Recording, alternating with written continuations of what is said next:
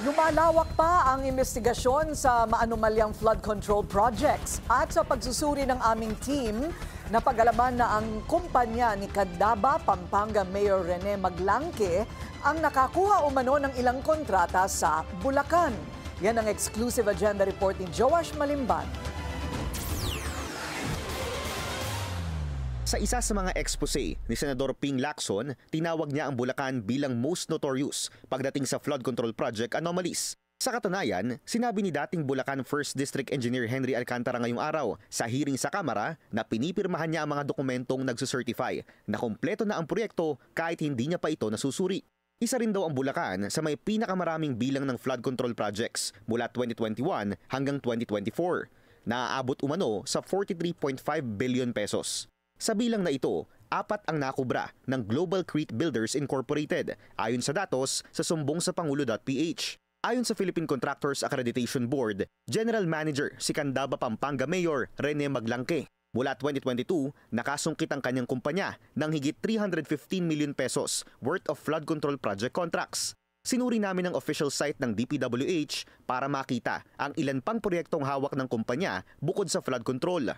Nang manalo bilang re-electionist mayor si Maglangke noong 2022, tila ang unang awarded contract sa bayan ng Candaba ay napunta sa kanyang kumpanya.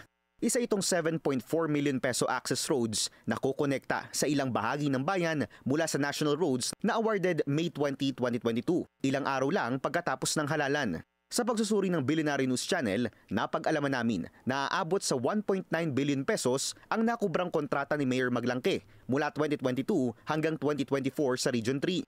Pero ang malaking bulto nito matatagpuan sa Bulacan. Sa amin pang pagsusuri, palaki ng palaki kada taon ang nakukuhang kontrata ng kumpanya ni Mayor Maglangke.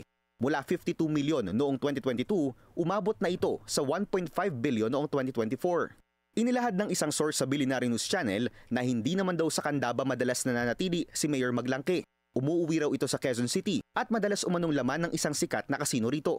Sa Senate Blue Ribbon Committee hearing kahapon, inamin ni Alcantara na nakakapasok din siya at ang kanyang Assistant District Engineer na si Bryce Hernandez sa kasino.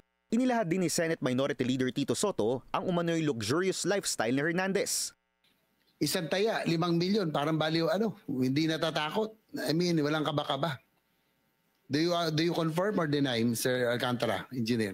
Your Honor, hindi ko po alam kung magkano tinataya niya dahil hindi naman po kami magkasama sa table. Inamin ko po, ako po'y nakapasok sa casino, Your Honor.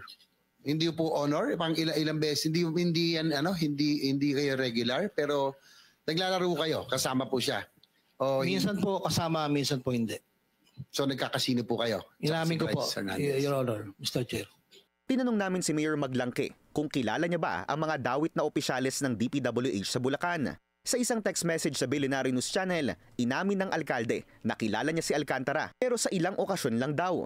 Nanindigan din siya na wala siyang kinalaman sa kahit na anong ghost project. Hindi rin daw siya nagsusugal. Inamin ng mayor na nakakuha siya ng mga kontrata pero lahat daw ay completed, delivered at dumaan sa tamang proseso. Pero taliwas ito sa datos na nasa DPWH website na nagsasabing mahigit 10 mga proyekto na nahawakan ng kanyang kumpanya noong 2024, expired na ang kontrata pero hindi natapos ang proyekto.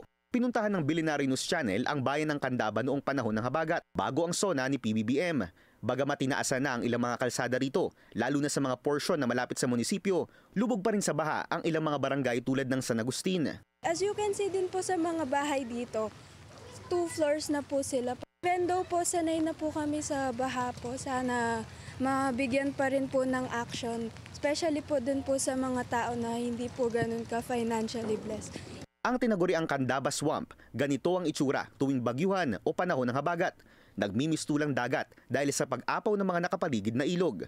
Ayon sa Commission on Elections, lalabag sa patong-patong na batas ang sinumang taong may posisyon na mapatutunayang kumukubra ng kontrata sa pamahalaan dahil daw sa conflict of interest. Para sa agenda, Joash Malimban, Billionaire News Channel. Manatiling nakatutok sa Billionaire News Channel. Sumubaybay sa aming social media accounts at mag-subscribe sa aming YouTube channel para sa mga bago at eksklusibong balita.